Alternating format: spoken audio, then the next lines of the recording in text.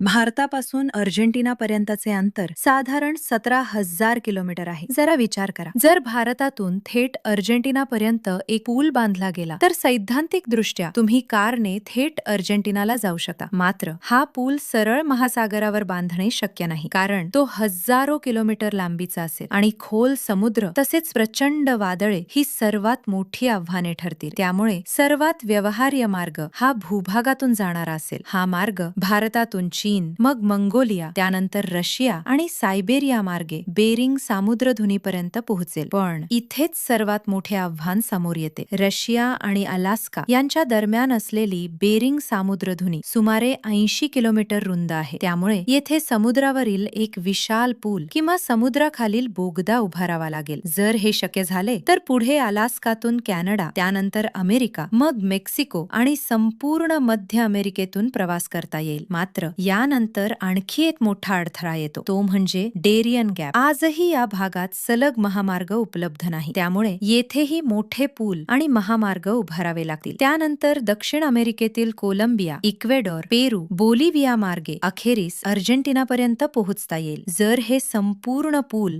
आणि रस्त्यांचे जाळे उभारले गेले तर जगातील सर्वात लांब रस्ते प्रवास शक्य होईल. आंतरराष्ट्रीय व्यापार अधिक वेगवान होऊ शकेल आणि समुद्री वाहतुकीवरील अवलंबित्वही कमी होईल. पण या प्रकल्पातील सर्वात मोठे आव्हान अभियांत्रिकी नाही तर राजकारण आहे. इतक्या देशांची परवानगी, सीमा सुरक्षा, व्हिसाचे नियम आणि आंतरराष्ट्रीय संबंध यांमुळे हा प्रकल्प प्रत्यक्षात आणणे जवळपास अशक्यच मानले जाते. व्हिडिओ आवडला असेल तर व्हिडिओला लाईक करा आणि आपल्या चॅनलला नक्की सबस्क्राईब करा.